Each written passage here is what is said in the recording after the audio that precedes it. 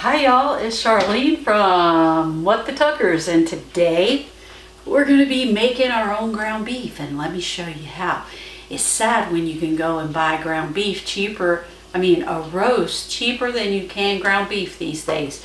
But I'm going to show you how to make a ground beef out of a roast if you don't want to have roast all the time, and how it's actually cheaper, tastes better.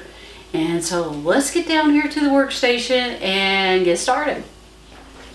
Alright, here we are with our roast that we picked up over at the grocery store. And what we're going to do is we are not trimming all this fat off, because they actually add fat to your roast when you're in the store. So what I'm going to do is I'm going to slice this in small enough chunks. Now this is my KitchenAid meat grinder that I have here, and it's all set up and ready to go. And once I get all this meat cut up, then we'll come back for the next part. Now you want to cut your meat for this particular setup in about an inch strip, and it's going to look something like this. Okay, now you could cut it thicker if you wanted to. I just happen not to get that one too thick. You want to leave all the fat on, because that fat is what you need to season your ground beef. Now if you like less fat, you can make this even leaner, but there's not too much fat on these roasts compared to the fat that they put in your stuff when you're making it, when you buy it from the store. Now it helps to have a good sharp knife. Mine is kind of dull right now. Let me get all of this cut up and we'll be right back. Alright, here we are. We've got our meat slices cut up into sections. We're just dropping them down into our meat grinder. And yes, this has got some noise to it. I apologize for the noise, but it's impossible to do this without having this noise. Now, we're running it through here, and this is the piece with all the fat. Now you can see what it looks like right there, and you gotta watch out because this thing likes to spit it across the table at you sometimes. But this actually makes better ground beef than what you can get in the store, and here's what it looks like in your bowl. Now we'll weigh this out and we'll put it away in 1 to 2 pound packs for my household. Now your household may be a little bit different, but let me get all of this ground up and I'll show you the next step in how we preserve this meat and prepare and package it for storage. Down to the last little bit, you want to make sure that you push the rest of it all the way through, and then let your mixer run or your meat grinder run for a few more minutes, because it's still going to push out stuff because you got more in here and this too that is trying to push through there. And it takes a few minutes for it to finish getting it all out. And then what doesn't come out, you can take and pull out and save. And look at here, we ground up 2 roasts, and we ended up getting this for, I think it was like $4.99 a pound, which is cheaper than ground beef here. And look at the beef. You know exactly what's going into your ground beef.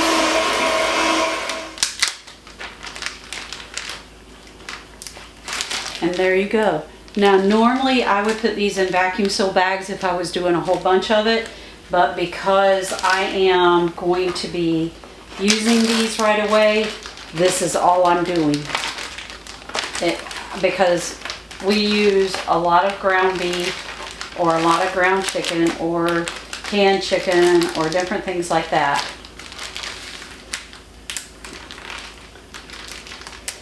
And I'll label them and they'll go in the freezer till we're ready to use them. When I went to the store, they also had pork loin on sale as well. So I got this big old pork loin, and what I'm going to do is show you what to do with these big pieces of meat that you can get cheaper than you can buy the individual pork chops. So let's get this package open, and here's a quick tip for you. If you'll put a towel down, put your cutting board on top of that, then your cutting board doesn't want to slide as much unless you're using one of these little mats like I am. So let me get you where you can see better. if you cut with your scissors like this, make sure you wash them so you don't contaminate other stuff. So we're gonna get this big old pork loin out of here and spill it all the juices everywhere. So we'll clean up that.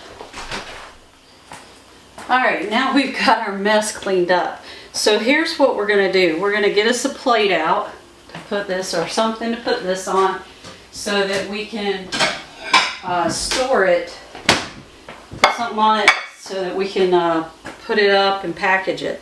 So what I like to do is I like to come right here to the end and I will cut this first piece off.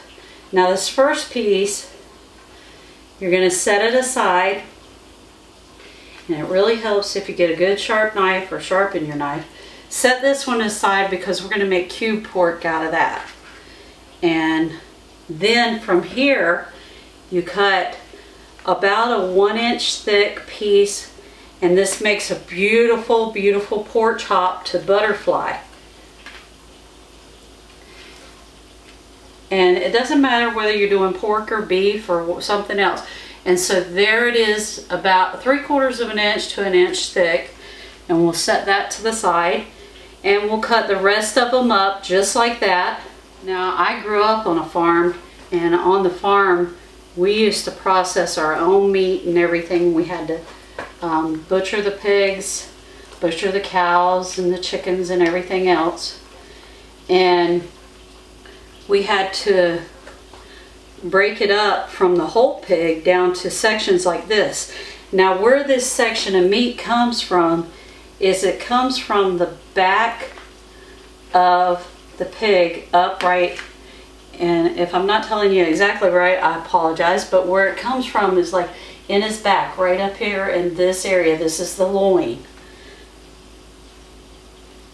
And that's also where your bacon comes near that area as well. I'm not a butcher, don't claim to be, so if I don't get that area quite right, forgive me, and y'all can let me know in the comment section below if I'm wrong. But I'm just showing you how I process stuff for my house. Now, my husband and I, this piece of meat will last my husband and I quite a while, because, when I say this piece of meat, I'm talking about this big one, because one of these will feed him, and about a half of one will feed me, and there'll be leftovers. So I usually package these singly, and if he tells me he's not that hungry, we share one.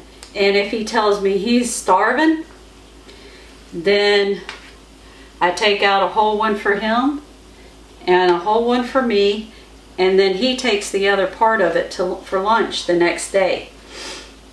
And that's how we usually do it. Now, here's all of our little steaks. Now, for a piece of meat that cost us, I think this was around $13, if I remember correctly, for a piece of meat that cost us $13, I'm going to show you how many meals we got out of it. And this last one right here, you want to make sure you're making these cuts even, and if you don't, I'm going to show you what to do with it. The reason why you want these cuts even is because when you're cooking it, you don't want this edge of your meat to get done before this is. So what you do is you turn it and you look at it like this and you go, well, is that even? Is that pretty much even?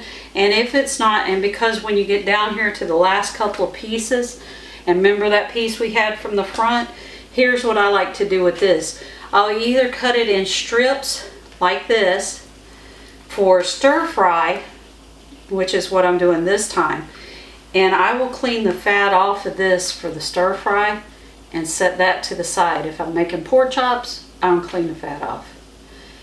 And when I say the fat, it's like you see this whole piece back here, that's what I'm going to clean off and clean it up. And then I'll end up with some little chunks like this, and I'll set those to the side and use those for, like if I'm grilling something for a salad or something like that. So here's what I do. Like this piece right here, instead of cutting that for the stir fry, I'm going to cut it up into little sections, and this will go in a salad or make some pork and rice or something like that. And then that extra fat, you just pull that off, and then this goes in your stir fry, or this is your stir fry right here, and then this is for your salads or some pork and rice or something like that. So whenever you end up with a piece that looks like this, see how thin this side is, and then you look at this side and it's that much thicker, that piece you want it to go into that stir fry category or into the pork and rice category, or seasoning, like if you need to season. Alright, so these are freezer bags, just little freezer bags, and I am going to package up what I think we'll eat in a month's time in these. So this is like for my stir fry, and I'm going to put that down in a bag and set it to the side. This is for pork and rice or salads or something like that. Or if I start canning, I'll even can this stuff up in a jar when I get a whole bunch of it. You can even cut these up, these pork loins up, and make them into, can them in jars for use, like you can pull it out in your canning jars and make it into